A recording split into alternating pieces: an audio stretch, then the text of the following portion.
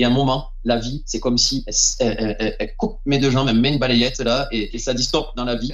Et je remarque que chez beaucoup de gens, ça fait ça.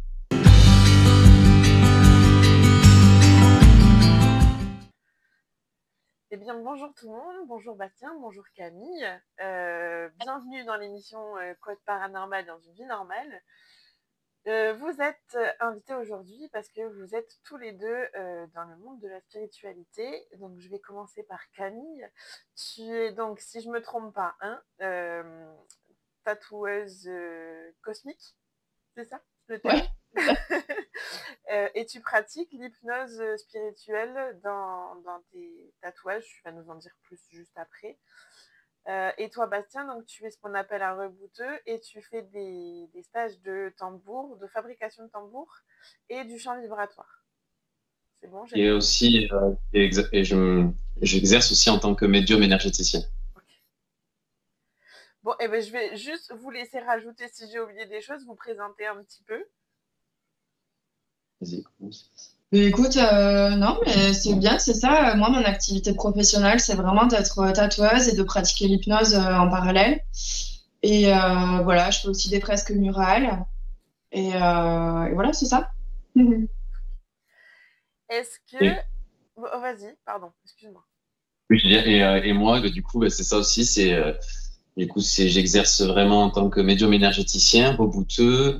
Je me produis un peu partout avec mes chants vibratoires, les chants mongols, les concerts vibratoires que je propose, et les tambours que je fabrique ou que les gens viennent fabriquer, accompagnés par ma personne.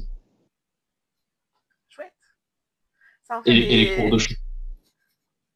Oui, et les cours de chant aussi, parce que ça fonctionne de plus en plus. J'ai de plus en plus de demandes aussi pour les cours de chant mongols et intuitifs que j'accompagne. Ah ouais, en individuel. ça peut s'apprendre comme ça. Ouais. C'est trop bien. Est-ce que... comment se sont passés vos éveils ou réveils spirituels à tous les deux? Tu veux y aller ou j'y vais? Vas-y. Ok. Alors, moi, je suis tombée dans la marmite quand j'étais petite parce que mes parents se sont rencontrés à la méditation transcendantale.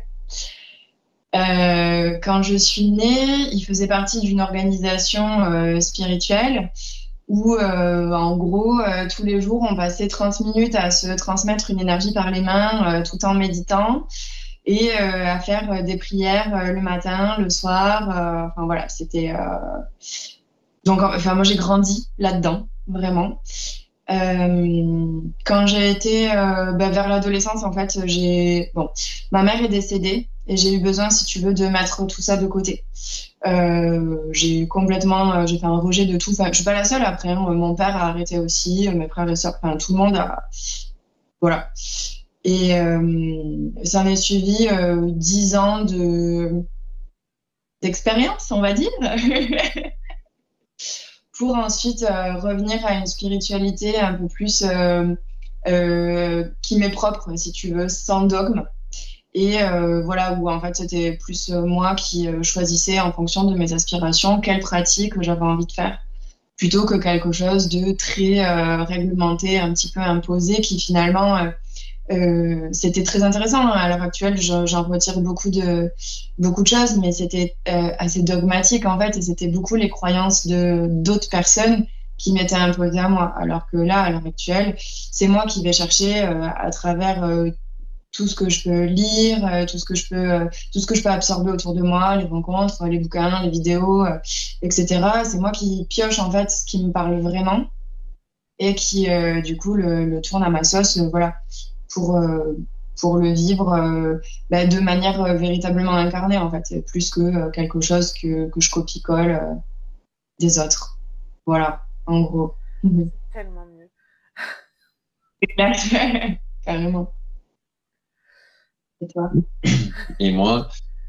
Et moi, j'ai la sensation, en tout cas, dans mon souvenir, que depuis petit, je porte des connaissances en moi. Enfin, en tout cas, c'est comme ça que je le vis. Mais ma vie n'était pas du tout axée sur ça. J'ai pas eu la famille comme ça. Au contraire, c'était plus compliqué, on va dire. Et j'ai dû passer par pas mal de chemins initiatiques assez costauds qui font que qui font que du coup la vie m'a ramené malgré moi après l'adolescence. Mais depuis petit, j'ai toujours été en quête de sens, de comprendre l'être humain, la vie. Je me rappelle, j'ai toujours eu cet esprit-là en fait. Et, euh, et vraiment, à l'adolescence, j'ai commencé à faire un travail sur moi pour pas devenir un délinquant, par exemple, ou des choses comme ça, quoi. Et pour me transformer plutôt dans l'amour, on va dire, vers ce chemin-là, dans cette direction, en tout cas, puisque je pense que c'est un chemin, on est tous jusqu'au bout, et voilà. Et puis, en fait, tout s'est réveillé vers mes 25 ans, dans ces eaux-là, je ne sais plus exactement. C'est que vraiment, c'est là que c'est ouvert, c'est que j'ai commencé à pratiquer. Ok. Bon, du coup, mon Camille, toi, du coup, on sait que petite, tu as baigné dedans. Chez toi, Bastien, est-ce que tu avais déjà entendu parler de spiritualité avant que ça s'impose à toi finalement?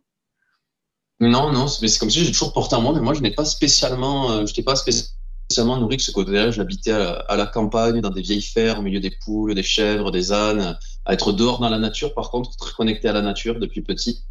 Donc ça, oui, mais non, pas spécialement. C'est vraiment les expériences de la vie qui m'ont amené à ça, comme la médiumnité. Je suis quelqu'un d'assez pragmatique de base. Et, euh, et vraiment, la vie a ouvert certaines portes malgré moi et par force, par moment, pour arriver à qui je suis, en tout cas aujourd'hui. Est-ce qu'il s'est passé un événement particulier chez chacun de vous où vous vous êtes dit à ce moment-là, bon, bah, j'ai pas d'autre choix, il faut que ce soit ma vie, il faut que j'en fasse mon métier, il faut que ce soit tout le temps, en fait?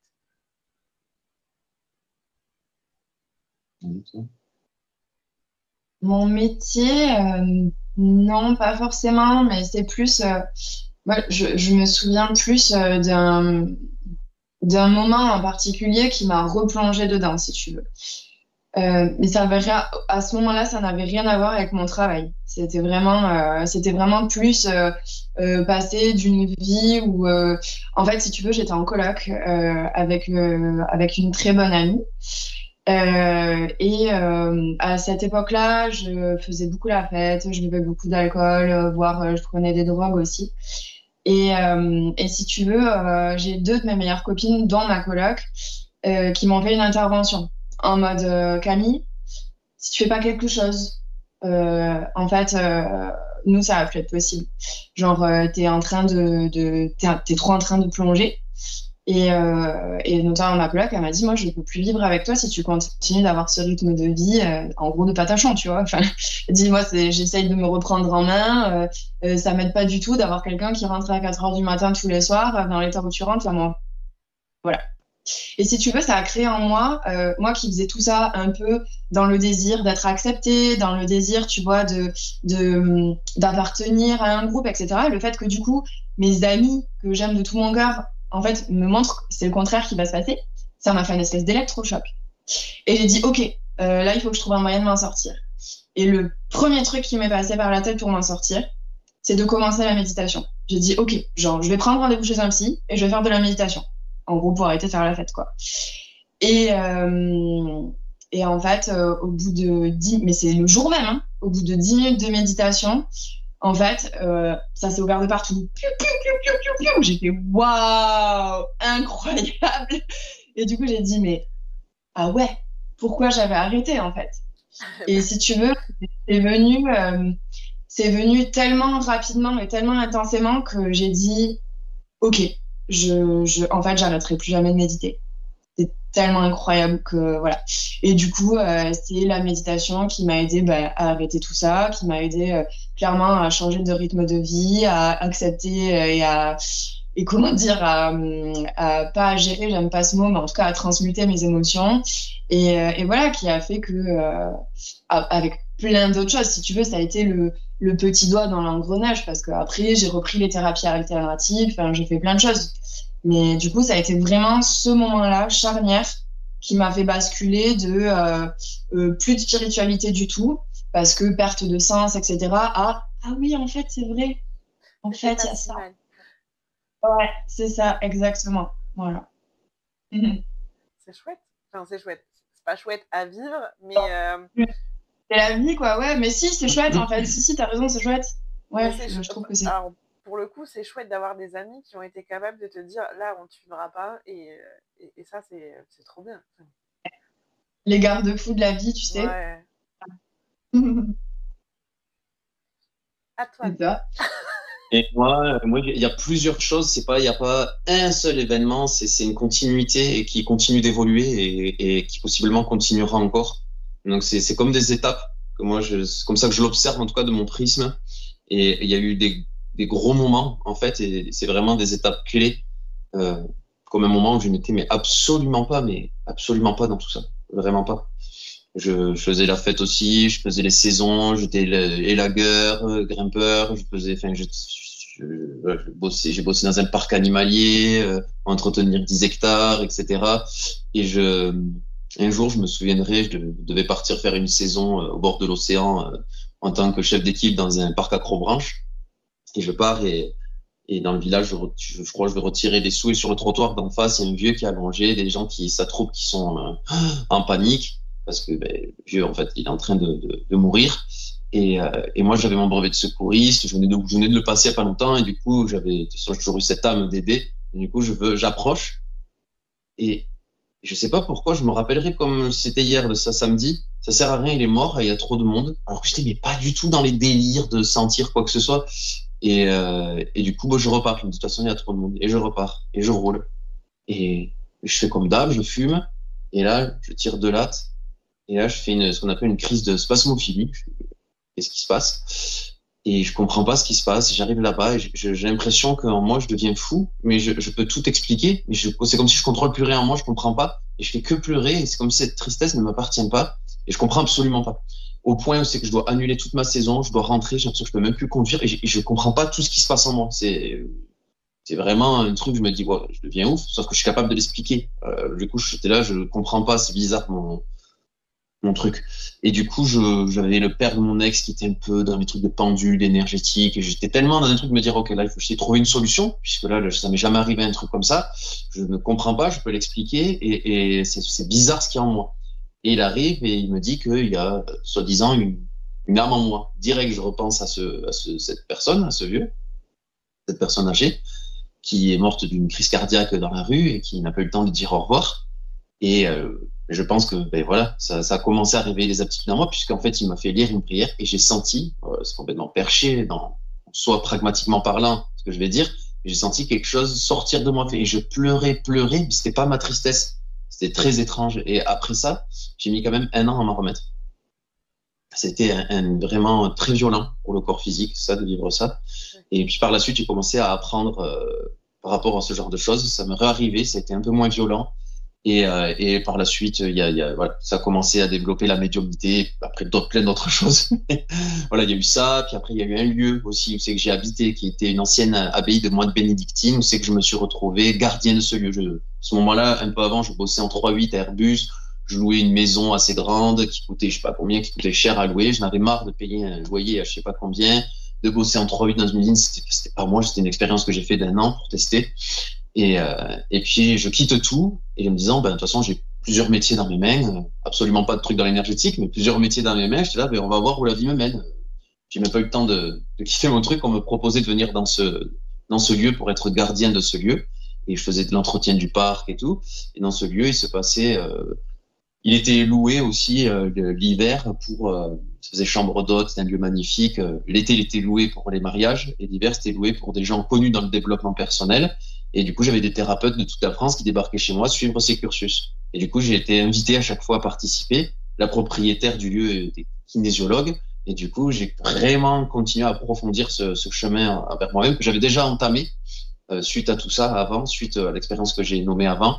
Du coup, j'avais commencé des choses pour travailler mes propres ombres, mes propres traumas. Et avec des énergéticiens, des kinésiologues, des psys. Enfin, voilà, j'ai commencé tout un chemin déjà bien avant.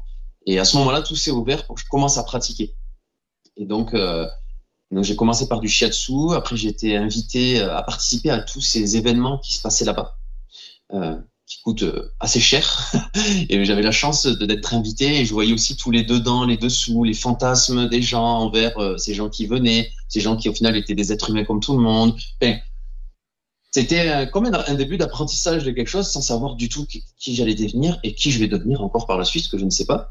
Mais ça a été une grande expérience, comme le chamanisme que je ne connaissais absolument pas. C'est que j'ai commencé à participer à un rituel de la Vierge Noire pendant une semaine avec des chants en araméen, des huttes de sudation, enfin des trucs que moi j'étais là, mais c'est quoi tous ces trucs de perché? Mais j'avais quand même la curiosité d'y aller et l'envie. Et ça a été à chaque fois des révélations et des gros travails en profondeur que ça m'a fait faire et comme des rappels à moi-même. C'est comme si ça me faisait souvenir de choses en moi et de facilités que j'ai, en fait. Et ça a continué à développer des choses en moi, mes perceptions, etc. Comme le chant, à ce moment-là aussi. Je suis pas un musicien de base, j'avais pris de cours de musique de ma vie. Et voilà, il y a Anne-Marie qui est une dame qui organisait des choses là-bas pour les gens connus dans le développement personnel. Et qui est venu me voir un jour et qui m'a dit, Bastien, il faut absolument que tu ailles voir les chants mongols, je sais pas pourquoi, elle me dit ça un peu en mode mystique, et moi je dis, qu'est-ce que c'est ce truc des chants mongols, j'ai jamais entendu ça de ma vie. Je me dis, bon, encore un truc de perché, bon, voilà. Mais le soir, je me dis, bon, quand même, voyons ce que c'est. Je vais sur YouTube, je tape chants mongols, je tombe sur ce qu'on peut trouver sur YouTube, en tapant chants mongols, des chamans mongols, des gens mongols, en tout cas, je ne sais même pas s'ils sont chamans, mais en tout cas, voilà. Et j'entends et ça me traverse, et c'est comme si je connais.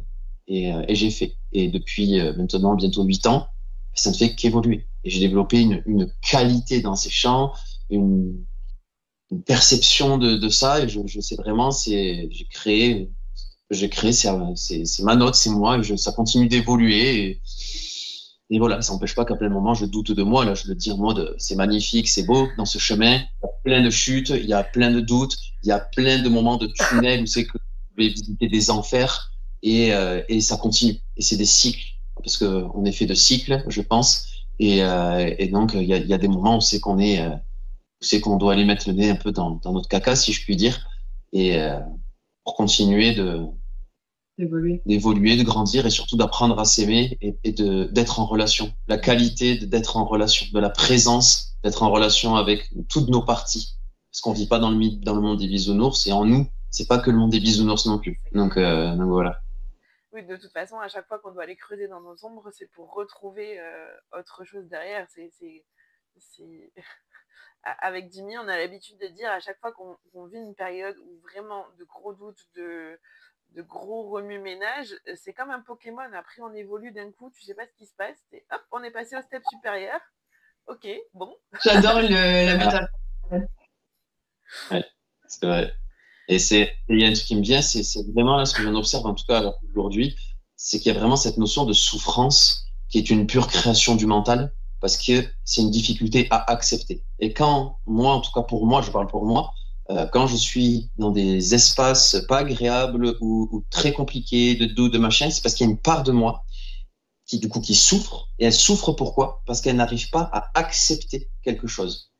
Parce qu'on peut ressentir de la douleur suite à une expérience, à quelque chose qui s'est passé. Et la souffrance, c'est pas pareil que la douleur, en fait, de ce que moi j'en comprends. On peut ressentir de la douleur et c'est OK. Et on passe, on avance. Par contre, la souffrance, c'est qu'on maintient psychologiquement quelque chose qu'on n'arrive pas à accepter.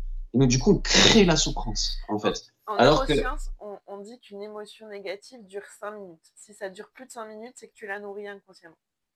Voilà. Et donc, du coup, plus on traverse des fois ces enfers, ces ombres, c'est toutes nos résistances à pas lâcher, à pas accepter quelque chose et à respirer, en fait. Justement, à respirer, à faire circuler, à être dans l'accueil. Et être dans l'accueil, ça veut pas dire tout accepter. C'est pareil. Tout est question de nuances dans les mots, dans ce que je dis ou dans ce qu'on peut se dire à soi-même. L'importance d'apprendre à se connaître, c'est aussi de savoir où mettre ses propres limites. Et du coup, on vit tous des expériences où soit on doit les redescendre, soit il faut les remettre. Et c'est jamais un hasard, en fait. C'est ça. C'est le mystère de la vie. C'est pour ça que Tiwakan est né, c'est du Lakota, ça veut dire vivre le mystère. Parce que la vie, c'est un grand mystère et on fait tous comme on peut au milieu de ce mystère. Voilà. C'est chouette comme signification. Du coup, Camille, après cette expérience-là de t'être remis dans la spiritualité, est-ce que tu peux nous expliquer un peu tout le chemin que tu as parcouru pour en arriver au tatouage et au tatouage spirituel? Ouais, carrément. Écoute, à cette période-là où je te racontais l'intervention de mes copines, à l'époque, j'étais en école d'infirmière. Et j'étais en école d'infirmière et en gros, j'ai arrêté. Franchement, dans ma vie, j'ai fait 10 ans de première année de tout et n'importe quoi. J'ai essayé vraiment plein de choses. Et je naviguais un petit peu entre la création et la santé, tu vois. J'ai fait... bon, je vais pas te faire le listing parce que c'est trop long. Mais à ce moment-là, j'ai dit, OK, ça suffit. J'arrête d'essayer de faire des études, je vais mettre des sous de côté et je vais partir en voyage. Et on verra si en voyage je me trouve. On va essayer une autre stratégie, en gros. Et donc pendant 1 an, j'ai bossé chez Carrefour. Et ensuite, je suis partie en Amérique du Sud. Et c'est en Amérique du Sud que sur une plage au nord de Lima, je crois, à Trujillo, ça s'appelait. Et j'ai rencontré 2 mecs qui me disent, mais on parlait un peu de ce qu'on faisait et tout, et je leur disais voilà, que je me cherchais, que je savais pas trop quoi faire de ma life et tout. Et ils me disent, mais en fait, si t'aimes tellement dessiner, pourquoi tu fais pas du tatouage? Et je dis, vous savez, le tatouage, c'est hyper chasse gardée comme savoir en France, c'est très compliqué de se faire former. T'as beau débarquer avec ton book dans des salons, 9 fois sur 10, si c'est pas 9,99 fois sur 10, tu te fais jeter et pas de manière très agréable. Donc voilà, en fait, moi je flippe, tout simplement, je flippe. En plus, petite blessure du rejet, tu vois. Donc moi, ouais, je flippe de faire ça et du coup, j'ai pas... voilà, en gros, j'ai pas la force de me proposer et d'essuyer les rejets comme ça me terrifie en fait. Je me disais, mais tu sais, ici, t'es au Pérou, ça fonctionne pas du tout pareil. Nous, on est tatoueurs, si tu veux, on t'apprend. Et je fais, ah bon, trop génial, ok, go, tu vois. Et je suis restée avec eux, du coup, pas très longtemps, quelques semaines, 2-3 semaines. Pas assez longtemps pour apprendre le tatouage en tout cas, mais assez longtemps pour apprendre les bases, vraiment les bases de chez base, d'hygiène et de comment on monte une machine et de comment on trace une ligne en gros. Alors bon, ils m'ont montré. Je peux pas du tout dire qu'à ce moment-là je maîtrisais, même pas du tout. Enfin, avec un peu de recul maintenant, je me rends compte que je savais rien du tout. Mais en tout cas, ils m'ont lâché dans la nature comme ça, et je suis repartie avec dans mon sac à dos ma machine péruvienne, mes aiguilles péruviennes, et voilà, et vogue la galère quoi. Et j'ai passé comme ça peut-être 1 ou 2 mois sans plus ressortir mes aiguilles parce que je flippais. Et 2 mois plus tard, j'étais dans le nord de la Colombie, dans une auberge de jeunesse, au bord d'une piscine, avec les oiseaux paradisiaques. Enfin, c'était trop bien. Et mon mec de l'époque me dit, tu me fais un tatou? Je fais, non, je te fais pas un tatou, j'ai peur, je sais pas comment, en vrai, je sais pas tatouer. Il me dit, allez, on s'en fout, tu me fais un tatou. Je fais, ok, je te fais un tatou. Et nous voilà au bord de la piscine en Colombie, donc hygiène parfaite, en train de lui tatouer un chat sur l'aine. C'est très drôle. Et en fait, les gens autour se sont intéressés. Ah, mais qu'est-ce que vous faites? Ah, vous faites un tatouage, mais moi aussi je veux me faire tatouer et tout. Mais j'étais, ah, mais les gars, je sais pas du tout tatouer en fait. Mais c'est pas grave, nous on veut juste un souvenir. Fais-nous des tatouages. Ok. Et les gens ont commencé à faire la queue. Et je me suis mise comme ça à tatouer. Franchement, les gens faisaient la queue, quoi. Des fois jusqu'à 1h du matin, je tatouais tout le temps. Et en fait, du coup, je me suis grave entraînée sur plein de gens. Je leur précisais toujours qu'on était dans des conditions d'hygiène pas du tout réglo. Je leur précisais toujours que je ne savais pas tatouer et que c'était vraiment à leurs risques et périls. Enfin, tu vois, c'était, j'étais claire. Et ça a continué comme ça. Jusqu'à ce que j'arrive à Medellín. Et à Medellín, pareil. Et en fait, quand je suis rentrée en France quelques mois plus tard, je me suis mise en couple avec un mec qui était en coloc avec un tatoueur à Bordeaux. Et non, mais la vie, des fois, elle est incroyable. Et du coup, bah, ce tatoueur m'a gentiment, voilà, continué de me donner des conseils, a continué voilà, de me dire, bah, il faut que tu passes ta formation hygiène et salubrité. Et voilà, il m'a donné plein de tips. Et du coup, bah, au fur et à mesure, voilà, j'ai continué de tatouer. Et c'est comme ça que je suis devenue tatoueuse. Et ensuite, quand je suis arrivée en Ariège, et que je me suis mise en couple avec Bastien. Alors au début, je tatouais en studio privé quand on était dans l'ancien appart, et puis ensuite on a déménagé ici, dans la maison, et dans la maison, c'était pas OK de faire les tatouages ici ou de recevoir du monde ici. On n'avait pas de pièces dédiées, et du coup, on a fini par prendre un studio pour pouvoir exercer tous les deux. Et à partir de là, un jour, il y a une nana qui est venue vers moi. Là, je te fais le lien un petit peu avec la spiritualité. Il y a une nana qui est venue vers moi et qui m'a dit, voilà, moi, je travaille dans les annales akashiques à travers l'hypnose régressive spirituelle, et j'aimerais un tatouage en rapport avec ça. Voilà, elle avait entendu dire que je faisais des tatouages un peu en conscience parce que bah, je posais toujours des intentions, j'ai toujours fait attention au taux vibratoire de mes consommables, encre, aiguille et tout. Et je proposais, tu vois, de poser des intentions sur les tatouages, etc., de contacter les guides avant, etc. Et elle me dit, mais tu sais, moi, je te propose d'échanger, si ça t'intéresse. Elle me dit, je te propose d'échanger une partie de l'argent de mon tatouage contre la formation que je propose en hypnose. Et je lui dis, mais quel rapport avec le tatouage? Enfin, elle me dit, bah, tu vois pas. Je fais, bah là, non, je vois pas, désolée. Et elle me dit, bah, tu peux proposer aux gens d'aller chercher les motifs de leur tatouage dans leurs annales akashiques. Et je fais, ah, ouais, ok, trop cool. Et à partir de là, bah, voilà, je me suis formée. Et maintenant, ça fait 1 an que je propose ça, et c'est trop génial. Vraiment, c'est super. Les gens sont super contents. Moi, je m'éclate aussi. Et voilà, je fais pas tout le temps des tatouages avec hypnose, mais quand je le fais, c'est trop bien. Voilà, j'adore. Tu fais aussi que des hypnoses.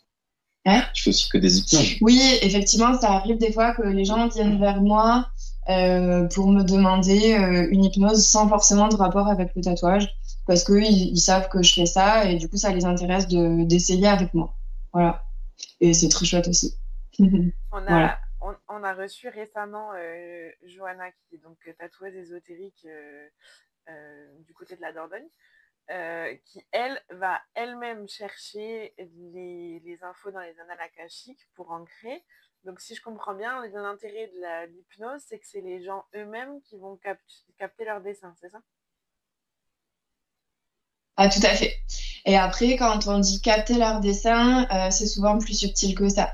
Parce que ça arrive très rarement, ça arrive de temps en temps, mais ça arrive quand même très rarement que tu vois le tatouage et que tu dises, OK, je vais me faire tatouer une fleur d'hibiscus à côté d'un fan sur le bras gauche.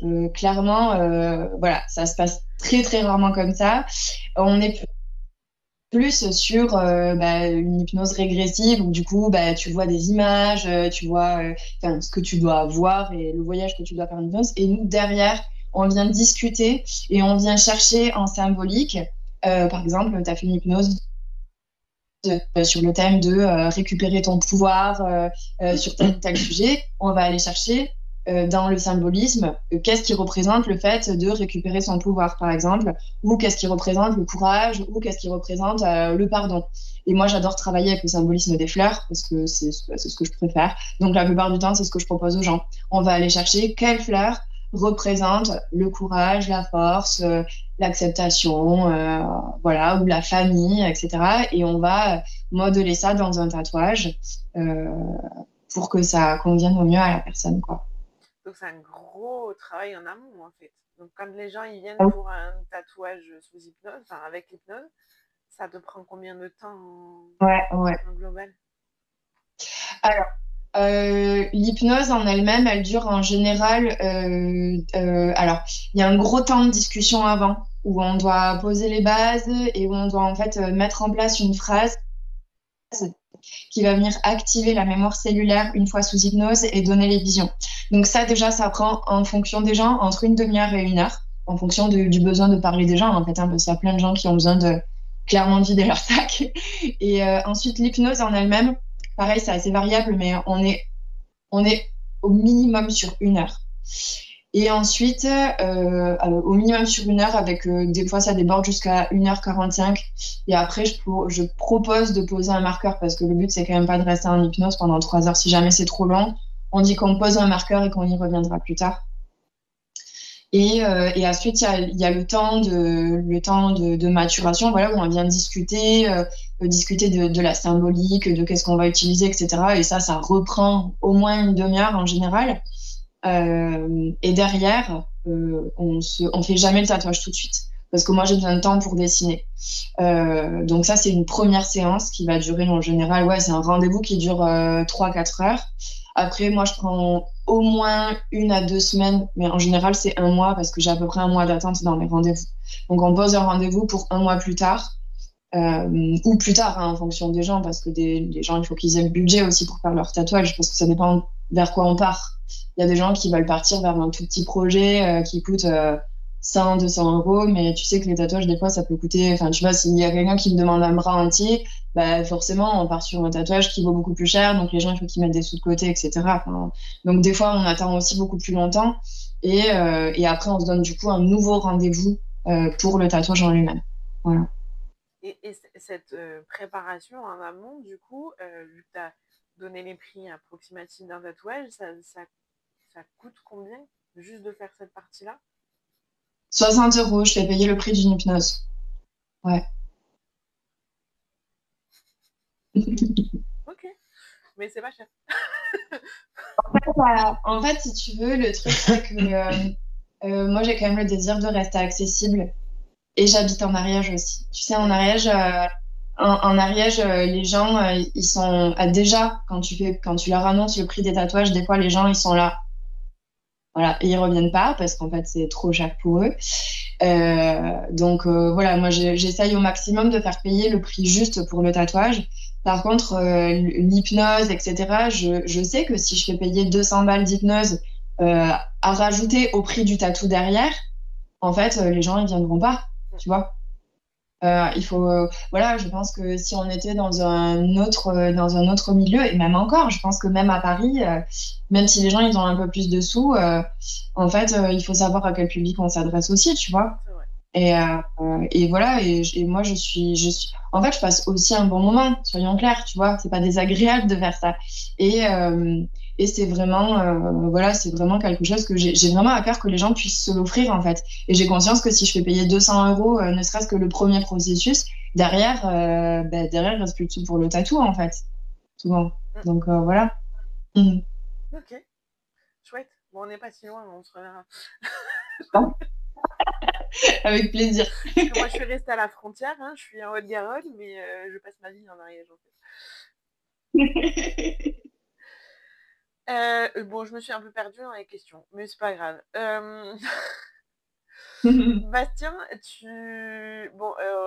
rebouteux, médium, on a compris que c'était venu comme ça de façon innée. Moi, je t'ai vu à l'action sur ma fille, pour le coup.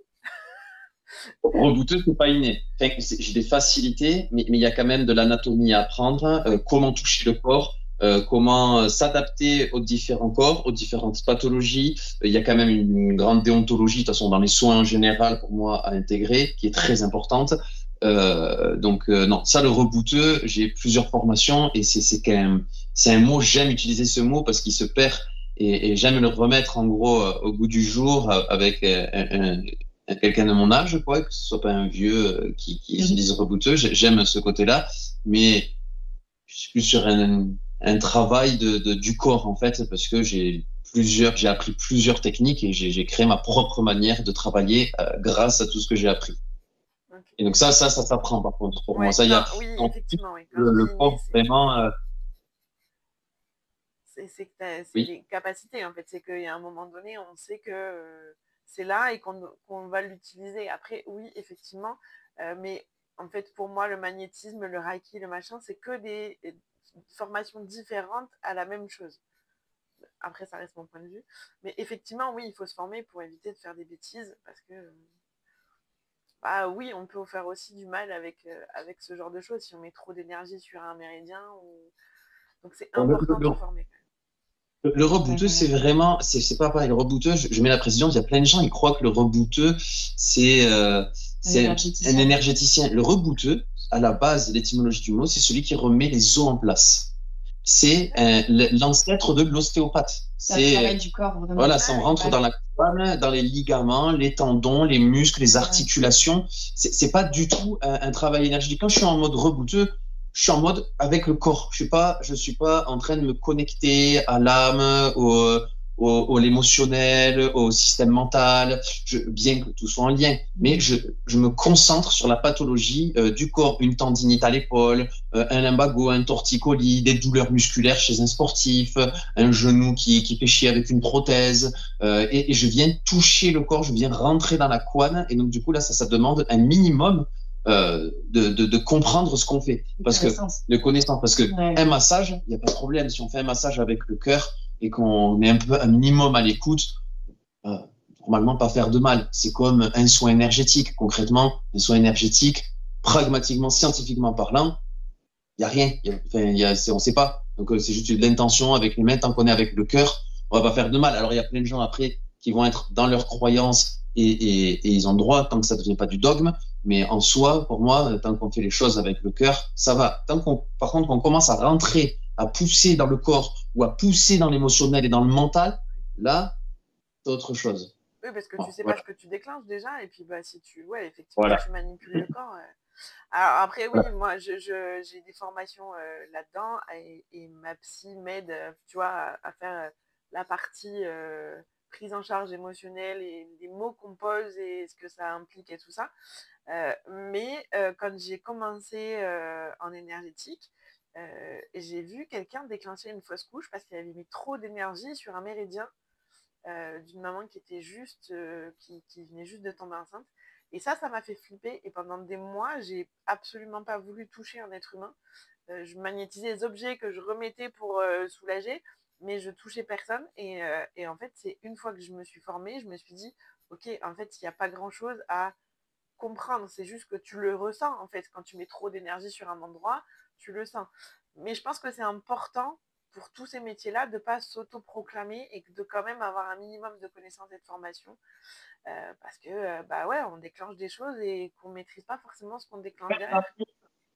Mais par contre, il ne faut pas non plus donner trop de pouvoir à tout ça non plus, parce que poser ses mains sur quelqu'un, ça n'a jamais fait de mal à personne. D'accord? Donc, il ne faut pas non plus ça. C'est quand on veut trop être quelqu'un, quelque chose, que là, oui, mais poser ses mains avec le cœur sur quelqu'un, d'accord, ça n'a jamais fait de mal à personne. Oui, sinon, tous les enfants n'iraient pas bien quand leurs parents poseraient leurs mains sur eux, parce qu'on a tous du magnétisme, on a tous de l'énergétique. Enfin, voilà, donc il faut aussi, pour moi, remettre la balance dans ce que tu exprimes, en tout cas de mon prisme, toujours pareil, je parle pour moi, je ne dis pas que c'est la vérité, mais voilà, il n'y a pas non plus se prendre pour des de dire oui, si on a trop d'énergie, il va t'en mourir aussi, là je vais te soigner. Non, les gens ne soignent personne, on aide le système de guérison dans le corps à se remettre en place, et c'est la personne qui fait le taf. On est juste là, pour moi, avec le cœur en canal, et poser les mains sur quelqu'un avec son cœur, sans rien vouloir, juste avec l'intention du cœur et de l'apaisement, ça n'a jamais fait de mal à personne. Voilà, ça, qu'on soit clair là-dessus, nous ne rentrons pas, parce que ça, sinon on rentre dans des croyances qui émettent du coup des peurs, du dogme, et on en a assez dans ce milieu spirituel. Mais c'est à peu près ça. Je te rejoins parce que effectivement, la personne en question voulait prouver quelque chose.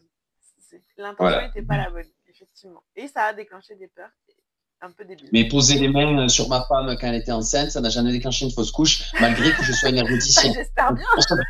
De remettre très fortement la balance dans ça, on ne fait pas de mal parce qu'on pose les mains avec amour sur quelqu'un, et malgré qu'on soit énergéticien, magnétiseur. Par contre, quand on veut absolument et qu'on force quelque chose, peu importe sur quel domaine, c'est là que ça peut devenir trop et effectivement générer des choses. C'est important de le rappeler, effectivement. Du coup, je ne sais plus où est-ce qu'on en était, du coup. Là. Ouais, voilà, je me suis encore perdue, mais c'est pas grave. C'est pas grave. Si c'était, en fait, comment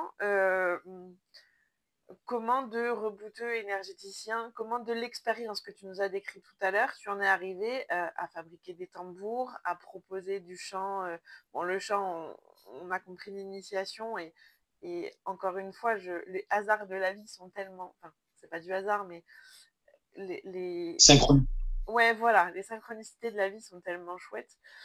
Comment tu en es arrivé à faire ces différents métiers finalement en un? Ben, ça c'est vraiment, même moi, je sais pas, ça s'est déroulé dans ma vie parce que je n'avais absolument pas prévu de faire tout ça dans ma vie. C'est-à-dire que j'ai commencé par une formation basique familiale de shiatsu. Je suis pas un prof en médecine chinoise du tout. J'ai fait une formation familiale qui m'a remis dans le toucher il y a 8 ans. Et de là, c'est redévelopper des sensations, ma capacité d'intuition, de sensation, d'écoute du corps. Et après, il y avait cet objectif de moi, quand j'allais voir plein de praticiens, j'avais mais c'est dommage que j'ai pas un praticien qui puisse prendre mon être dans son entièreté. Ça veut dire qu'il est capable autant d'aller parler au système physique, ça veut dire au corps physique, donc le côté rebouteux, simplement. C'est-à-dire juste, on va voir le physique, on va toucher les tendons, les ligaments, on va faire du bien au physique. Que quelqu'un qui est capable d'aller toucher la sphère psycho-émotionnelle, que quelqu'un qui est capable d'aller toucher la sphère énergétique. Et c'est-à-dire de prendre l'être humain de manière holistique. Ça veut dire dans son ensemble.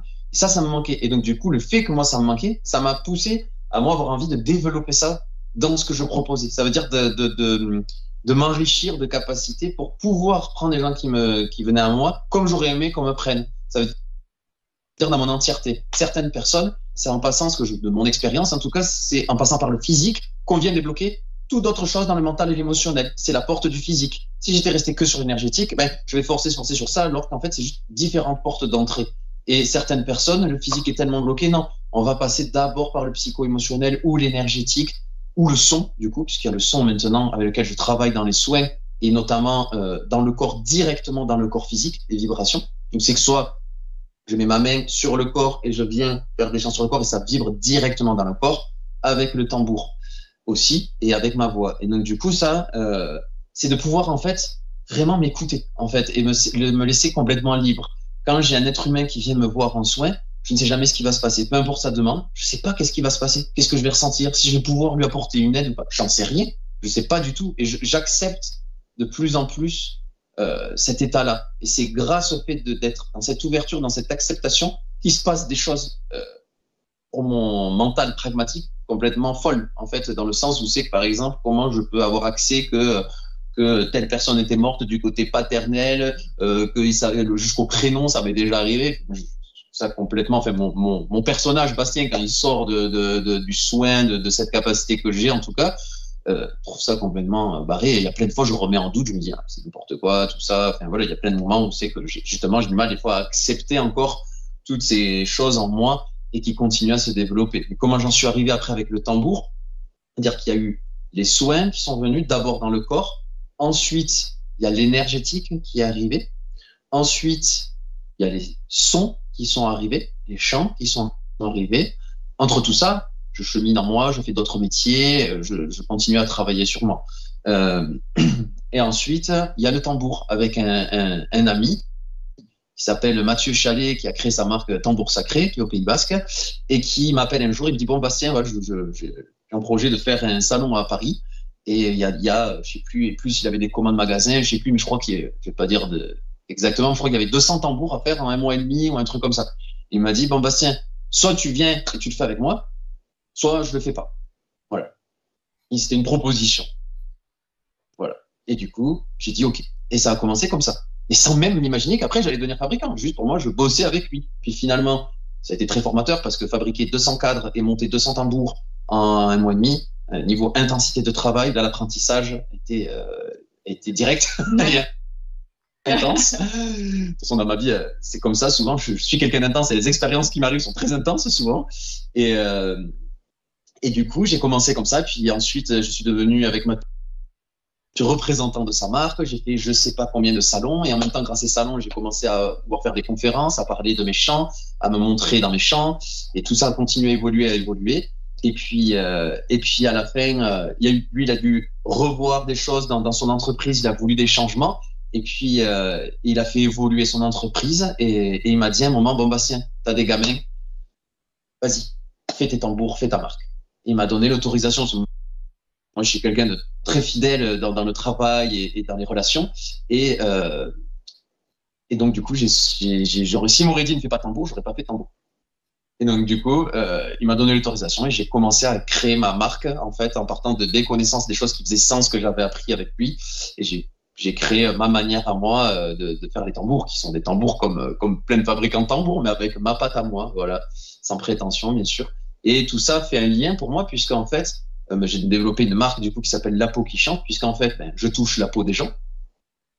Je utilise le tambour avec la peau, je fais vibrer la peau et je chante aussi, ça vient faire vibrer aussi quelque part nos cellules, la peau à l'intérieur. Donc du coup, pour moi, il y a vraiment tout un lien, tout ça. Et à l'heure d'aujourd'hui, je ne souhaite plus me définir comme fabricant de tambours, c'est-à-dire je fabrique des tambours, ceux qui doivent venir à moi pour ça viennent à moi. Et je suis surtout Tiwakan aujourd'hui, et qui chante et qui vibre. C'est pareil, voilà, c'est vraiment ça que je mets en avant. Les soins, c'est pareil, les gens qui doivent venir à moi pour les soins viennent à moi.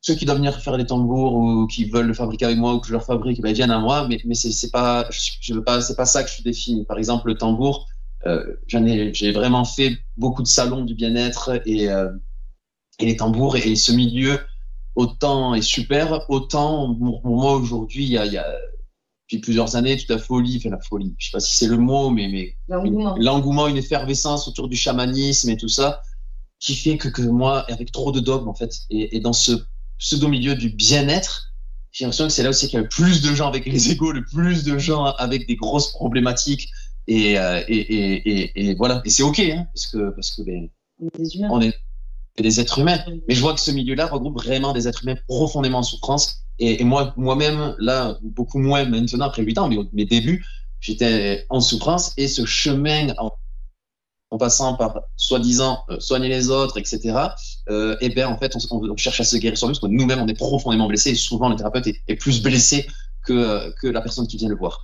Donc ça, c'est vraiment important pour moi de remettre cette honnêteté et cette authenticité dans ça, et que si tous les thérapeutes peuvent accepter de le nommer ça et de se remettre à cet endroit-là pour vraiment être dans le cœur, ça n'enlève pas qu'on peut faire ce qu'on fait et qu'on est dans le cœur, même si on est blessé, et qu'on a des capacités justement parce que on a vécu des traumas qui nous ont poussé à développer des choses. Mais ne pas se croire plus fort, de cacher ça.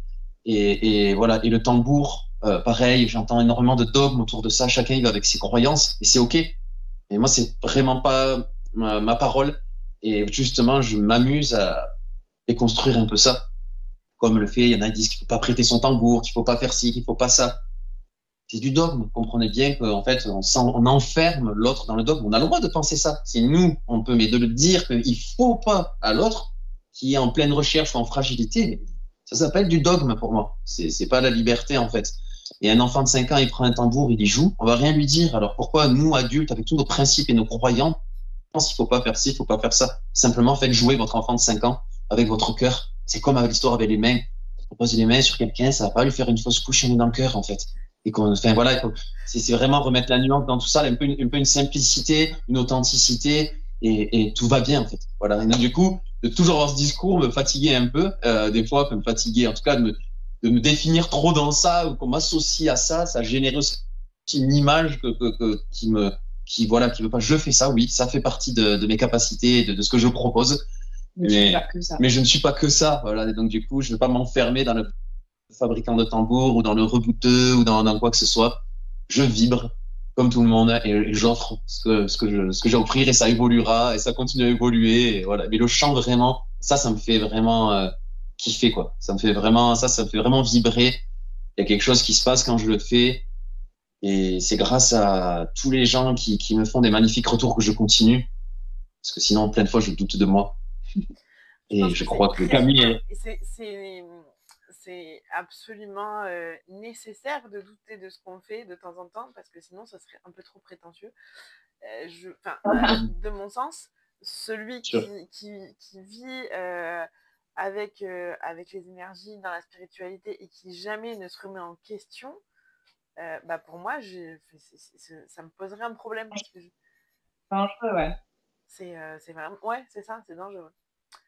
Du coup, le chant, en tout cas, pour l'instant, c'est la partie que tu as envie de mettre en avant, parce qu'en ce moment, c'est ce qui te fait le plus kiffer. En fait, c'est ce que je développe. C'est surtout que ça me demande de me montrer le chant.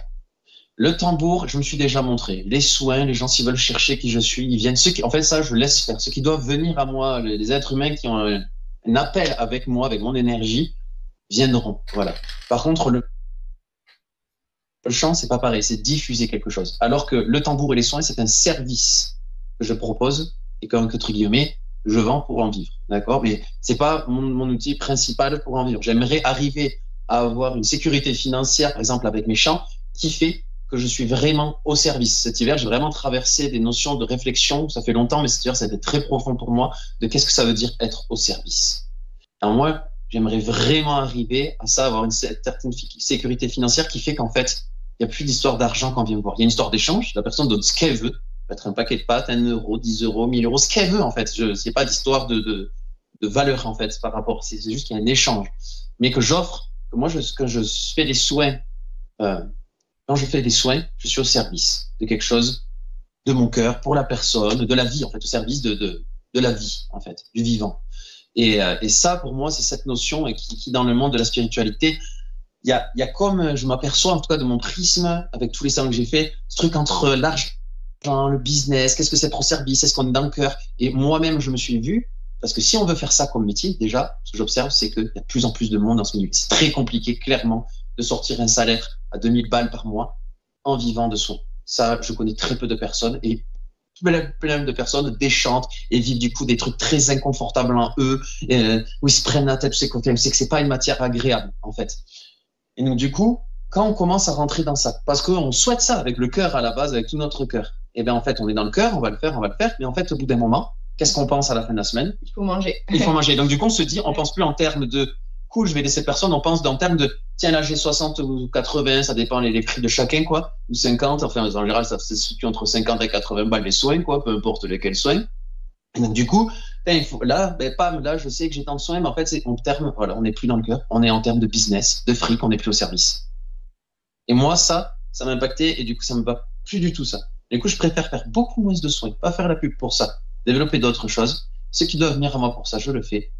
Où est-ce qu'il est mon autre chemin de mon alignement avec mon cœur? Voilà. Et ça, je le garde, mais voilà. Et je suis encore en cheminement. Hein. Je dis pas que voilà, c'est juste une réflexion que je partage là.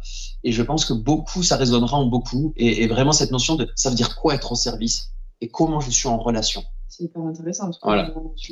Et ça vraiment, voilà. Et donc du coup, c'est pour ça que je ne fais pas forcément de pub parce que faire des soins toute la semaine à balle pour gagner du fric, je vois que ça ne me va pas. Ça ne correspond plus à mon énergie. Et à un moment, la vie, c'est comme si elle coupe mes deux jambes, elle me met une balayette là, et ça dit stop dans la vie. Et je remarque que chez beaucoup de gens, ça fait ça. Et en fait, on ne peut plus après derrière. Donc voilà. Et pareil, le tambour, je ne veux pas nourrir tout ça. Ceux qui doivent venir, et il y a plein de magnifiques autres fabricants qui, eux, sont dédiés à ça. Et voilà, il y en a plein d'autres et c'est super. Voilà, moi, c'est pas mon chemin en tout cas, c'est dans mon vibration de faire que ça. Ça fait partie de ma vie parce que ça fait sens à tout ce que je fais et que c'est venu dans ma vie et que c'est magnifique. Mais voilà, ce qu'il y a par contre, ce que je mets et que là je montre, c'est ma vibration pour vibrer, toucher avec cette capacité que j'ai avec ces chants qui sont pas communs et la qualité que j'ai développée dans ces chants. Voilà. Et sans prétention, puisque je suis jamais allé encore en Mongolie, je n'ai pas envie d'y aller, je n'ai pas absolument besoin d'y aller. Je laisse faire la vie. Si la vie fait qu'un jour, ça se présente et que je peux, au niveau du financier, au niveau d'une fluidité des relations, de quelque chose qui fait, je n'irai pas rechercher pour être adoubé par un chaman, pour dire qu'après, je ne sais quoi, comme j'entends plein de fois, et c'est complètement ok, je peux complètement comprendre ce besoin ou que c'est trop cool. Je dis pas que si un jour il y a un chaman qui m'avait adoubé il y a quelques années, j'aurais pas été trop fan et j'aurais eu besoin de le dire. Je comprends tout à fait, mais en tout cas c'est pas mon chemin apparemment. Voilà, parce que clairement en moi il y a eu des moments c'est que j'ai recherché ça et la vie elle m'a dit non Bastien, tu vas aller chercher en toi, tu vas aller chercher en toi pour vibrer. Si je peux, ce que je vois, comment certaines personnes me renvoient, que j'inspire. Mais c'est un énorme cadeau. C'est quelque chose que j'offre et j'en suis pas jaloux. Au contraire, je trouve ça magnifique de pouvoir inspirer les gens, de le fait que j'ose, en fait, que j'ose sans prétention et que je suis pas plus quelqu'un que quelqu'un d'autre, quoi. Voilà. C'est chouette. Enfin, ouais, je suis sans voix. Allez. Non, je trouve ça. Mais non, mais je trouve ça. En fait, tu le dis tellement bien que j'ai rien à rajouter. Je suis parfaitement d'accord. Et l'hiver sert à ça, il faut aussi le rappeler, de s'introspecter, de refaire. Moi, sur mon agenda, le 1er janvier, j'ai marqué avant de faire quoi que ce soit, pose-toi la question, est-ce que ça te fait encore vibrer? Voilà, juste ça.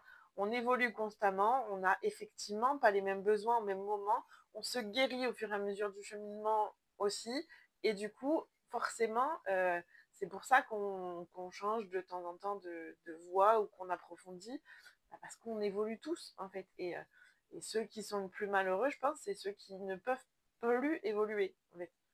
Ceux qui font la même chose toute leur vie, parce que tant que ça leur fait vibrer, ok. Si à un moment donné, tu n'as plus le choix parce que là où ça te fait vibrer, tu ne peux pas y aller, c'est là que ça crée des blessures dans l'émotion. Et je vais revenir à accepter de vivre le mystère de la vie, c'est-à-dire des fois accepter que je sais rien, moi. Des fois je sais plus, je suis complètement paumé. Cet hiver, je suis là, vas-y, j'ai Tiwaka à la poubelle, j'arrive pas, on a des enfants à nourrir, la vie coûte cher, tout augmente. J'étais dans des presets et d'un coup ça dit attends, est-ce que tu peux juste te remettre dans la foi, faire confiance, en fait, dans ton cœur déjà. Faut respirer ça, tu as le droit de ressentir ça, respire-le, c'est ok. Et fais, tu vois. Et si tu dois reprendre un boulot, tu reprends un boulot. Laisse faire la vie. En fait, juste dis oui à la vie en général. Accepte que c'est un mystère et que tu sais pas, tu vois. Voilà. Et régulièrement, ça fait ça. Puis après, tu reviens dans un truc où c'est que c'est cool, tu reprends le game en main. Puis après, tu resais plus. Et j'ai vraiment l'impression que ça fait un peu des vagues comme ça. En tout cas, pour moi, c'est comme ça que je le vis, quoi. Moi, perso, à chaque fois que je me dis, allez, laisse tomber, c'est pas pour toi, il y a trop de monde, machin, t'as rien de plus que les autres, t'as rien à apporter. À chaque fois, moi j'ai des handicaps invisibles et à chaque fois que je me dis, allez, je laisse tomber, je vais prendre un boulot normal, à chaque fois je refais des crises inflammatoires où ça s'aggrave ou machin, où je me prends des rejets de la médecine du travail. Et en fait, moi, c'est comme ça que la vie me dit, allez, tu vas rester à ta place. Oui, ça, c'est exactement ça. Ça, c'est un très bon exemple de comment ça peut se passer quand on dit oui, qu'on ouvre au mystère, mais qu'on accepte d'avoir qu'on la vie, elle nous aide, en fait. En nous, les choses se passent. C'est juste d'accepter de faire ce pas dans le mystère, de dire, OK, ben là, c'est peut-être pas comme je veux, ou comme je voudrais, ou j'en sais rien, je suis paumé, nanana. C'est la question de la confiance. Ouais. C'est faire confiance. Mais dans ton histoire, Camille, c'était ça aussi. Le fait d'accepter de dire à des inconnus, je suis perdue, je sais pas quoi faire de ma vie, finalement, ça a été... c'est vraiment le... Mais c'est clair, un moment charnière, quoi, comme ça. C'est ça, de s'ouvrir. Tu vois, en fait... Ouais, mais c'est trop rigolo, comme j'ai pu parfois, dans ma vie, lutter, forcer pour obtenir quelque chose, pour aller dans un chemin, tu vois. Où en fait, barrière, non, ceci, cela. Et à chaque fois que ça a été juste, je n'ai eu aucun effort à faire. Genre, tu rencontres des mecs à la plage, une cliente vient vers... tu te remets en couple avec un gars qui a un coloc tatoueur. Il y a une cliente qui vient vers toi qui te dit je te propose d'échanger mon tatouage contre une formation. Et tu vois, en fait, j'ai rien cherché à chaque fois. Et c'est venu à moi. Et c'est trop cool. En laissant les portes ouvertes, finalement, c'est plus facile de trouver son chemin. Ouais, c'est ça. Et ouais, comme tu dis, en laissant les portes ouvertes, parce que c'est vrai qu'à chaque fois, j'ai pu douter aussi, tu vois, plusieurs fois, quand ces occasions, on va dire, se présentaient, plusieurs fois, je me suis dit, non, c'est pas pour toi, ou alors, mais qu'est-ce que tu vas faire de ça, ou des trucs comme ça. Et en fait, à chaque fois, c'est vraiment ce truc de faire confiance et de dire, OK, ça vient, vas-y, tente. Au pire, ça marche pas, en fait. Au pire, qu'est-ce qui peut t'arriver de pire? Que ça marche pas et que tu continues ce que t'es déjà en train de faire. Voilà, c'est tout. Donc, en fait, t'as rien à perdre. C'est ça. Il y a un truc, c'est mais oui, puis c'est aussi de faire confiance. Ça me fait dire aussi, là, ce que vous dites, c'est de ne pas être non plus dans la léthargie. Ah oui, c'est clair. Voilà, c'est pareil, la nuance. OK, je fais confiance, j'attends que ça arrive, que la vie va faire. Non, c'est qu'il y a il faut accepter de faire ses pas dans le mystère. Comme tu dis, par exemple, tu sais pas, tu veux tout jeter à la poubelle, il faut trouver un boulot, mais fais ton CV, postule. Si ça répond, et que tu sens que c'est juste, t'y vas. Si ça répond pas, ou même ça répond et que tu sens qu'en fait, non, ça te donne l'information, et grâce à ça enclenche quelque chose, en fait. Ne c'est pas de non plus rester dans la léthargie à dire je fais confiance à la vie, tout va arriver à moi. Non, dans tous les cas, l'action. L'homme de ma vie va arriver, la femme de ma vie va arriver en restant chez moi. Non, mais c'est vrai, on fait. Alors, Jim fait plus ça parce qu'il a plus l'accent sur la médiumnité. Il fait pour son bain de. Enfin, bref, pour ses raisons à lui, des lives sur TikTok où il répond justement aux gens. Il est arrivé à un stade où il avait que des questions, genre est-ce que machin va se remettre avec machin? Et puis au bout d'un moment, il a tout envoyé péter en disant mais qu'est-ce que ça peut foutre en fait? C'était quoi le problème de base? Évidemment que non, je vais pas tirer les cartes pour te dire est-ce que je vais rencontrer l'homme de ma vie ou la femme de ma vie si tu sors pas de chez toi, si tu fais pas l'effort d'y aller, quoi. Voilà. Et effectivement, ouais, c'est important de dire ouais, ça va pas venir tout seul non plus. Mais on est des êtres humains avant tout. On est là pour vivre une expérience humaine ancrée. Et oui, toute la sphère holistique et spirituelle est super intéressante pour avancer et apprendre à se connaître. Mais avant tout, on est des êtres humains et on est fait pour agir, pour C'est ça. pour Ouais. expérimenter. On vit dans la matière, C'est en ça. fait. Et on est censé voilà. expérimenter des choses. Exactement. Et il y a une petite précision qui est mise aussi entre la médiumnité et la voyance. Qu'on m'appelle pas, moi, parce que je suis médium, je suis pas voyant. Le médium, c'est tout le travail de l'âme, de la mémoire de l'âme, et avec le monde des morts, entre guillemets. D'accord? Ce n'est pas dire à la personne ce qu'elle va vivre ou ce qui va se passer. Ça s'appelle la voyance. Ce qui tire les cartes, etc. Ce n'est pas de la médiumité. Voilà, c'est de la voyance. Donc moi, c'est vraiment important pour moi aussi de remettre ça, qu'on m'appelle pas pour me demander si si je vais me remettre avec telle personne ou je sais pas quoi, parce que je ne pourrais pas répondre à cette question et je vais surtout amener à la personne pourquoi tu souffres de ça. En fait, c'est ça l'idée. C'est pour ça que je dis c'est un médium parce que en fait, son idée à lui, c'était vraiment de non, on creuse. Moi, je ne me sers quand je fais des séances de cartomancie ou de guidance, c'est pas qu'est-ce qui va se passer dans ma vie, c'est si je fais les choses comme ça, qu'est-ce qui peut se passer potentiellement, quelle porte ça va ouvrir, quelle énergie ça va pas bloquer. Tu vois, c'est pour moi, la médiumnité, c'est juste être un canal, donc on transmet ce qui nous vient. La voyance, pour moi, le mot voyance, c'est Madame Irma dans une roulotte dans la fête foraine. Tu vois, c'est vraiment. Tu peux pas prédire l'avenir à quelqu'un parce qu'il y a toujours le libre arbitre. Tu fais une photographie du moment et tu te dis potentiellement, si tu fais pas ça ou si tu vas pas par là ou si tu vas trop par là, tu risques de rencontrer des blocages. Mais c'est à très court terme, genre 3-6 mois max. Tu peux pas dire aux gens, tu vas mourir demain ou dans 1 an ou dans 12 ans avec la date exacte et machin. Non, parce que s'il change sa façon de vivre ou s'il ouvre une porte plutôt qu'une autre, ça peut changer. En fait.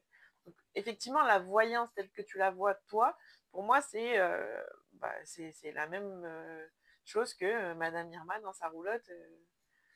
Je dis pas, j'en sais rien, peut-être qu'il y a des êtres humains, moi j'accepte totalement l'idée qu'il y a des êtres humains qui ont une capacité à capter une information tellement précise sur l'avenir ou à des plans que je ne connais pas, que je ne comprends pas. Moi, c'est juste pas ça que je veux dire déjà cette nuance, déjà de la remettre dans la tête des gens pour ceux qui écouteront cette vidéo et que moi je ne fais pas ça, quoi. Voilà. Après, oui, c'est une nuance. Tu peux capter, ça m'est déjà arrivé de capter. Alors, pour le coup, ça m'est déjà arrivé de voir précisément la date et la raison de la mort de quelqu'un.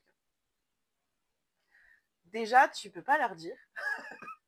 Parce que, comme on a dit tout à l'heure, quand tu as un minimum de garde-fou pour pas dire clairement les gens, parce que tu sais pas ce que ça va déclencher derrière. Et ensuite, on n'a pas entendu, vas-y. Pardon, je disais, c'est de la déontologie, c'est de l'éthique en fait. C'était le mot que je cherchais, merci. Et ensuite, effectivement, c'est une photographie, tu vois des infos si rien ne change. En fait, c'est une photographie. Oui. Là, pour l'instant, c'est cette voie-là qu'il a choisie. Mais il y a une série qui s'appelait Medium à l'époque. Il y a un épisode où elle voyait le nombre de jours qui restaient à vivre sur la tête des gens. Et en fonction de ses actions, le chiffre changeait. C'est exactement ça qu'on vit quand on voit... parce que pour le coup, ça m'arrive très clairement d'avoir des infos. En rêve, je vois notre vie, des scènes de notre vie dans 5, 10, 15 ans. Tu vois ? ça m'arrive clairement, mais pour moi, tu peux pas dire aux gens, c'est forcément Mm. comme ça que ça va se passer. Mais oui. Comment c'est au quotidien de vivre avec une canaille holistique? Ben, c'est sûr que c'est pas pareil que si j'étais avec une femme qui n'était absolument pas dans l'énergétique, qui n'avait fait aucun travail sur elle au niveau de la spiritualité. Je pense que ça serait assez compliqué. Ou alors, à l'inverse, elle m'adulerait trop et on tomberait dans un truc, je pense, nocif de pas de relation en face à face, en fait, mais d'un idéal, d'un truc que moi, ça vient nourrir à moi qui vais jouer un rôle de sauveur ou de je ne sais quoi, de grand maître, Manitou.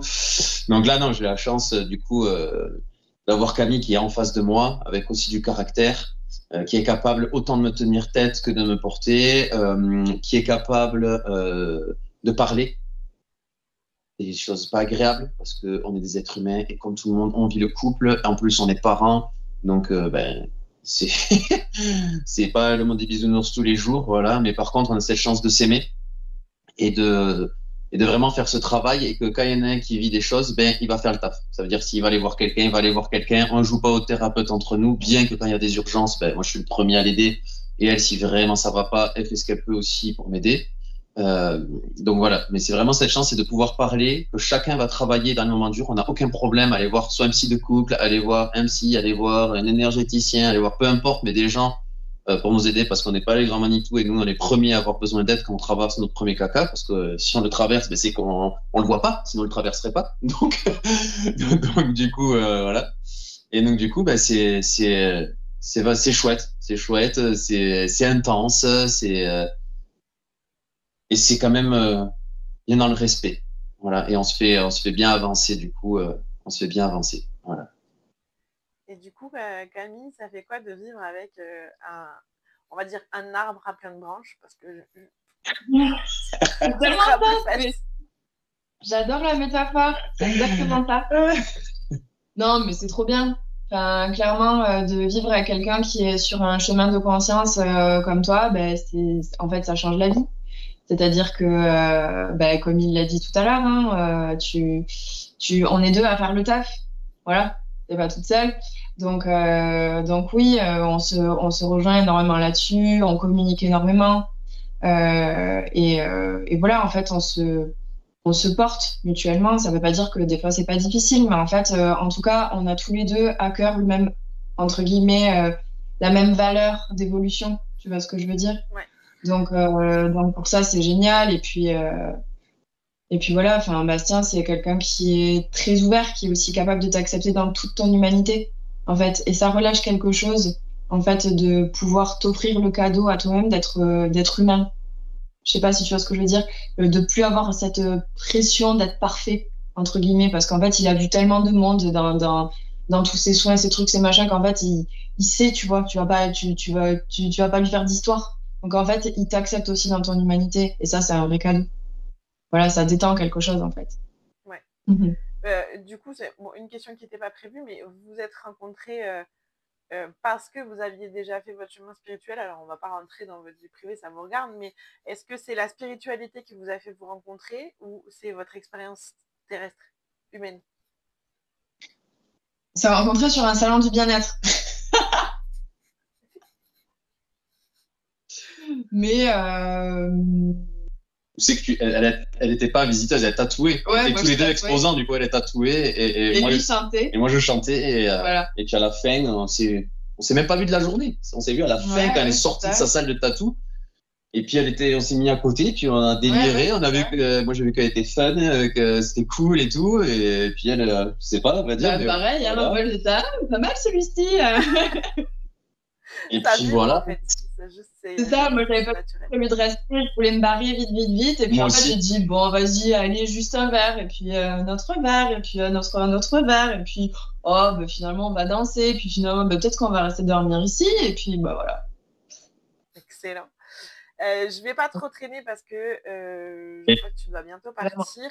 On va faire la toute dernière question qui prend juste 1 minute et que vous n'avez pas eu. Si tu veux aussi, vu qu'elle vient de sortir, si tu as des questions à lui poser, tu peux lui poser. au pire, elle y va après, tu vois. Et si tu as d'autres questions à me poser, c'est possible. Voilà, je te dis ça Ouais, au cas où. bah, on va faire la dernière question avec toi, Camille, parce que c'est une que vous n'avez pas eue. Il faut répondre sans réfléchir. Ah oui. Vas-y. Carrément. Du coup, la spiritualité, une chance ou un fardeau? Une chance ou un fardeau? Ouais. Chance, sans aucune hésitation, une une chance. chance. Noir ou blanc? Vraiment.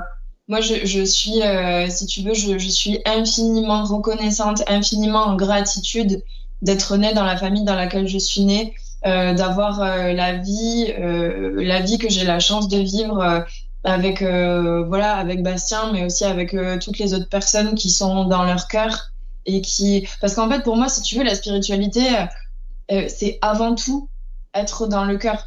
C'est un peu ce que disait Bastien tout à l'heure. En fait, peu importe qu'on soit médium, rebouteux, énergéticien, hypnotiseur, qu'on fasse de la méditation, qu'on fasse du yoga, qu'on fasse des câlins aux arbres. En fait, si tu veux, le truc principal, c'est faire les choses avec le cœur.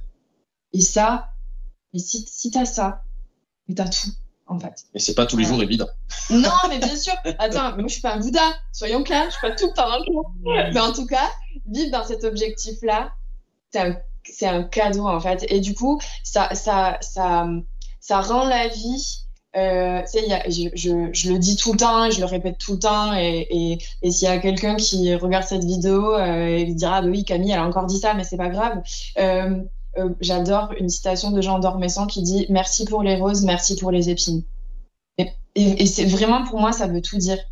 La vie est un cadeau d'un côté comme de l'autre, en fait. Voilà. Et la spiritualité, elle aide à ça. Elle aide à avoir cette forme de recul, cette ouverture sur la vie. Enfin, voilà, Amen. On continue. Noir ou blanc? Noir ou blanc? Ah, question difficile. Ouais, les deux. On avait dit sans réfléchir, hein. Moi, les deux, je peux pas répondre noir ou blanc. Là, ça dit pas, c'est pas l'un ou l'autre, c'est la vie, c'est une nuance, c'est les deux. Moi, je dis blanc quand même. Mais noir parce que l'encre à tatouer, c'est noir souvent. Ouais, donc tu dis les deux. Bah, du coup, je dis les deux. Montagne ou campagne? Montagne ou campagne? Campagne, parce qu'il y a les cascades. Montagne. Ouais. Champagne ou cocktail? Champagne. Cocktail. Méditation ou marche? Méditation. Mais marche aussi quand même, c'est pas mal. Ça dépend. On sait qu'on peut faire les deux en même temps, mais ce n'est pas le but de la question. Pas moi, je dirais marche. Moi. Prévu ou imprévu? Prévu. Moi, j'aime bien la structure quand même. Ouais, moi aussi prévu quand même. Je suis ascendant vierge, alors... Non, je suis pas ascendant vierge, j'ai ma lune en vierge. Je suis ascendant lune. Nettoyage ou protection? Nettoyage. Protection. C'est bien, on t'accorde. Hein. Non, mais tout le temps, de toute façon. Dis blanc, on te dira non. Oui, il faut, de toute façon. Écriture ou lecture? Ouais, les deux. Lecture. Ouais. Lecture, c'est lecture. Je lis plus que ce que je n'écris quand même. Ouais. Et la dernière, fraise ou citron? Citron. Fraise. Nickel. Je vais te libérer, Camille, et je te laisserai le mot de la fin, Bastien, puisque tu dois partir. Voilà, moi, les gens qui veulent me contacter, il faut juste savoir que j'ai à peu près 1 mois d'attente pour poser les rendez-vous. Et voilà, il ne faut pas hésiter. Mon média préféré, ça reste Instagram, mais je réponds aussi avec un peu plus de temps sur Facebook. Voilà. Mais si vous voulez me contacter, c'est plus WhatsApp ou Instagram. Voilà. Et je te remercie beaucoup. J'ai passé un super moment. C'était vraiment génial. Ouais, voilà. Ben, merci beaucoup. Et puis à bientôt, du coup. À bientôt, oui. Il me restait une question, c'était au niveau de votre entourage. Comment est-ce que votre enfant est petit, mais comment est-ce qu'au niveau de votre entourage, votre vie est perçue? Je suppose que du côté de Camille, ça passe relativement bien, puisqu'ils ont tous baigné dedans. Du coup, pour toi, comment ça se passe Moi, je suis celui qui des bugs, enfin, qui vient péter dans les... Le fameux bouton noir. Voilà, c'est ça, je vais péter dans les nœuds, mais ça fait tellement longtemps que maintenant il m'accepte. Et puis vu que j'ai réussi à associer mon côté très humain, très pragmatique, très cool, je suis pas tout le temps en train de dire oui, alors l'amour, le machin, la spiritualité. Et du coup, ce qui fait que je parle un langage de tout le monde, ce qui fait que même ma famille, mes amis, je peux complètement rigoler de moi-même, je peux complètement rigoler de ce que je fais. C'est ok si les gens rigolent. Enfin, je suis vraiment. Du coup, vu que ça n'a pas été toujours le cas dans différents passages, mais par rapport dans ce développement, on va dire spirituel. Mais à l'heure d'aujourd'hui, en tout cas, j'ai quand même ce dialogue hyper tranquille, hyper adaptatif en fonction de qui j'ai en face, qui fait que bah, ça passe très très bien. Et par rapport à nos enfants, nous on les protège vraiment de tout ça. On leur inculque rien. Tout ce qu'ils voient, c'est qu'on médite le matin, qu'on fait notre sport, nos étirements, qu'ils voient qu'on chante, qu'on fait des choses, mais sinon on fait des trucs comme tout le monde qui sont pas dans la spiritualité, quoi. Mais il y a plein de gens qui méditent et qui font du yoga le matin et qui vivent le reste du temps, j'allais dire que oui. dans exactement. autre chose, tu vois. C'est ça. Mais oui, moi, je suis quand même un peu un énergumène, clairement. Je le vois bien, mais ça va, ça passe, quoi. Vu que je rigole et que j'accepte qu'on en rigole, il y a aucun problème, quoi. Et voilà. Juste, ça doit être compliqué pour ta fille de remplir la case profession du père à l'école, quoi. Moi, je lui dis, tu dis que je chante, que je fais des concerts, et puis que je fabrique des tambours. Voilà, c'est très pragmatique. Je chante, je fais des concerts et je fais des tambours. Tout va bien. Comme ça, elle a même pas à se prendre la tête à expliquer quoi que ce soit ou à se faire juger parce qu'elle a un père qui possiblement va être jugé comme un perché ou je sais pas quoi. Donc voilà. Je crois que c'est ce qui fait le plus peur à notre entourage qui vit pas ça quand on est le mouton noir de la famille. C'est vraiment, ils ont une vision très perchée de la chose. Ils ont un peu peur qu'on aille trop loin. Mais du coup, si tu as réussi à les rassurer... Parce qu'il y a cette possibilité-là. Des fois on se le voit pas nous parce qu'on est à fond dans le truc, mais du coup on sait plus être en relation. Et moi c'est ça qui est important dans cette vie, c'est comment on est en relation. Je veux dire, si on est tellement perché en spiritualité, mais du coup on n'est plus capable d'être en relation avec le monde qu'il est, et en fait ça va pas non plus. Pour moi, il y a une problématique en fait. Voilà, pour moi c'est quand on est capable d'être au milieu d'une foule qui n'est pas spirituelle ou d'aller en plein centre-ville et d'être en paix en soi, ça veut pas dire d'y vivre, mais quand on y va, d'être ok en fait avec ça, ben là, ok, on est spirituel pour moi. Mais s'il faut être que avec des gens comme ça, que tout le temps avec ça, ou qu'on est incapable de faire ci, de faire ça, il y a d'autres problématiques cachées dessous, à mon sens en tout cas. Voilà. C'est clair. Du coup, est-ce que vous avez une actualité précise? Est-ce que vous avez, je sais pas, j'ai une question qui me vient, qui m'est soufflée. Oui, dis-moi. Est-ce que vous avez prévu de travailler ensemble? Oui, c'est marrant que tu poses cette question. Depuis que je suis avec Camille, j'ai cette envie. Et Camille, au début, quand je l'ai rencontrée, faisait que tatouer. Et moi, dès que je l'ai rencontrée, justement, je lui ai dit, pas que tatoueuse en fait. Il y a d'autres choses qui vont arriver. Bon, ben voilà, il y a l'hypnose qui est arrivée. Elle est en train de se former à la méthode Acmos en bioénergéticienne, parce que sa mère était bioénergéticienne, et puis que ça fait sens pour elle au-delà de sa mère. Et du coup, ça fait plusieurs fois que je viens toquer à sa porte en disant bon, moi je fais des choses avec d'autres gens, mais bon, c'est quand on fait un truc ensemble et tout, et que c'était un peu complexe cette question-là, mais à l'heure d'aujourd'hui, il y a quelque chose qui s'est débloqué en elle. Je pense par tout le chemin qu'elle a fait individuellement depuis qu'on est ensemble, et du coup, ça fait partie de nos projets. On ne sait pas encore sous quelle forme, mais ça fait partie de nos projets de s'associer dans le couple et de retranscrire quelque chose, que ce soit dans l'ordre du masculin, du féminin ensemble, de la relation et des capacités qu'on a à proposer de par nos compétences. Donc voilà, ça c'est en projet et vous aurez plus d'infos quand ça sera plus concret. Voilà. Ça marche. En dehors de ça, du coup, quelles sont vos actualités en sachant que l'émission sera diffusée à la fin du mois? Ouais, ça, tu m'avais dit le 28. Ouais. Du coup, là, Camille, comme elle a nommé, hein, il faut prendre rendez-vous avec elle, il faut l'appeler. Elle a après un mois d'attente, elle ne crée pas d'événement, donc du coup, il n'y a pas d'actualité, contrairement à moi. Vous savez que je me suis noté des petits trucs parce que je n'ai pas toutes les dates, du coup. Du coup, déjà, moi, le samedi 1er mars, je serai à Nîmes, au gros salon du bien-être pour un concert. Donc, je n'ai pas de stand, je vais simplement faire un concert à Nîmes. Donc, vous pourrez retrouver les actualités en vous connectant soit sur mes réseaux ou sur le site du Salon du Bien-être de Nîmes le week-end du 1er mars. Ensuite, le dimanche 16 mars, je travaille en co-création avec Margot, qui est super, une super femme, riche de plein de choses, d'une belle énergie, et qui est prof de yoga, activation Kundalini, qui s'est formée au Breathwork. Et ça fait plusieurs fois qu'on propose des choses ensemble. Vous pourrez retrouver pareil des petits teasers qu'on a mis déjà, voilà. Et donc le 16 mars, ça sera à Pêchabou, à côté de Toulouse. C'est une session qui dure 3 heures. On sait qu'il y a du yin yoga au début, et moi je chante pendant le yin yoga. Après il y a le breathwork pareil où je chante, ou les activations Kundalini suivant ce qu'on propose. Donc ça, faut aller se renseigner, pas hésiter à nous contacter s'il y a des questions, que ce soit moi ou Margot. Ensuite, le samedi 23 mars, ce sera encore avec Margot, mais en Ariège, vers chez moi. Ensuite, début avril, je pars à côté de la Suisse. Pareil, en fait, je fais tout 2025 avec sur tous les salons de Patrice Marty, qui organise des gros salons. Et donc, du coup, à chaque fois, je viens simplement faire des concerts. Donc, du coup, je vais être à la Roche-sur-Foron. C'est à côté de la Suisse. Ensuite, Besançon. Et entre les deux, je reste là-haut et je suis en train d'organiser un concert en Suisse, à côté du lac Léman. Donc ça, c'est en cours. Donc ça, vous aurez les actualités quand ça sera concret et officialisé. Ensuite, pareil, le 19 avril, on reprend encore avec Margot.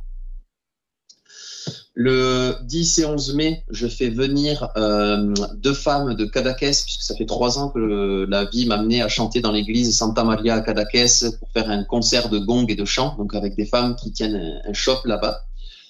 Moksha, ça s'appelle, Moksha in Cadaqués sur les réseaux, et qui du coup ont plein de gongs, et du coup ça fait 3 fois qu'elles me font venir. Ce coup-ci, c'est moi qui les fais venir. Donc en mai, je les fais venir, pareil, je suis en train d'organiser ça, il y aura les actualités bientôt. Et le 17 mai, je serai à côté de Montauban pour un festival, le festival Wellbeing. Donc ça, vous pourrez retrouver pareil les infos, soit sur Wellbeing Festival, ou sur mes réseaux que j'ai partagés. Donc ça, c'est pareil, je serai là-bas, il y aura plein de super activités sur ce festival, vous pouvez aller voir ça. Et ensuite, eh ben, moi, si vous voulez me voir, moi je me déplace un peu partout, donc il suffit de me contacter. Je peux venir dans votre salon chanter, ça m'est déjà arrivé. Je viens pour des thérapeutes ou des chamans ou dans une salle, peu importe. Voilà, c'est possible ça. Il faut me contacter pour voir comment organiser, si c'est faisable, si c'est fluide au niveau pragmatique des choses. Voilà. Ok, super. Ça en fait pas mal de projets en cours du coup. Oui, puis j'ai aussi des projets avec Tom Nixo, de son nom de scène, avec qui je suis en projet. C'est qu'on a déjà fait plusieurs co-créations de musique un peu plus électro, puisque ma proposition moi, actuelle, c'est que les gens sont allongés et je leur fais vivre une expérience vibratoire, que j'appelle concert, puisque je ne souhaite pas orienter le mental des gens en mettant ni le mot soin, ni le mot chamanique dans mes prestations, qui du coup orienterait énormément les choses. C'est pas mon souhait, j'ai pas besoin de ça. C'est un concert. Chacun vit ce qu'il a à y vivre, mais dans cette proposition, les gens sont allongés. Et j'aimerais pouvoir développer, de quand même vibrer ma note, mais dans d'autres aspects, et donc du coup dans le mouvement, et donc pour ça, avec de la musique électronique et mes chants par-dessus. Donc là, on a déjà fait quelques sons que pareil, vous pourrez retrouver sur les réseaux, sur la chaîne YouTube, et donc du coup ça, c'est avec Tom, on continue à travailler dans ce projet-là, on se met pas de temps de prévu, on laisse faire les choses en fonction de nos états, de nos vies, etc. Mais le projet est clairement ancré et va continuer d'évoluer avec lui. Donc il y a ça, et puis sur mon site internet, vous pouvez retrouver toutes les infos si vous voulez des cours de chant, pour les soins, pour les tambours, voilà, faut pas hésiter à m'appeler pour ça. Comme je disais, je laisse ceux qui ont entendu l'info et qui ça résonne sauront venir se renseigner et me contacter. Voilà. J'ai écouté un peu les chants avec l'électro et à ma grande surprise, ça se marie super bien. Ah, je kiffe. Moi, ça, c'est pareil. Sur ça, c'est le un papier, truc. c'est pas un truc qui me... Bon, ok, parce que je suis pas très électro, mais en vrai, ce que j'ai entendu, pas mal du tout. Cool, merci. Trop bien. Je te remercie d'avoir participé. Tu remercieras encore Camille pour moi et je vais mettre en description pour tous ceux qui nous regardent toutes les informations que je t'invite à m'envoyer du coup, tous les contacts. Je vous remercie tous de nous avoir suivis et puis je vais te laisser le mot de la fin. Ok, ben moi, je tiens à dire que c'était ma toute première interview. J'ai jamais fait ça de ma vie. En direct comme ça et tout ça. Donc c'était un super challenge, un super défi. Je te remercie du coup de m'avoir proposé ça. Du coup, c'est la première fois qu'on vient me chercher pour me proposer ça. Donc voilà, c'est la première fois que je me montre pour parler, parce que moi je me montre pas sur les réseaux pour parler, pour dire les choses comme j'ai expliqué certaines choses là dans cette interview, pour répondre à tes questions. Moi juste je fais hop, je me montre, je chante et je viens pas expliquer quoi que ce soit. Donc là c'est la première fois, c'était un super challenge, c'était chouette. Et j'espère surtout que ça inspirera des gens, que ça apportera quelque chose. Voilà. Et Camille, c'était pareil, je pense. Voilà, je pense que je peux parler en son nom pour elle, pour ça. Je pense que c'est pareil. Super. Et bien, voilà. Merci à tout le monde. Merci à tout le monde. Gardez votre cœur ouvert, la lumière. Faites comme vous pouvez, du mieux que vous pouvez. Et ça sera déjà super.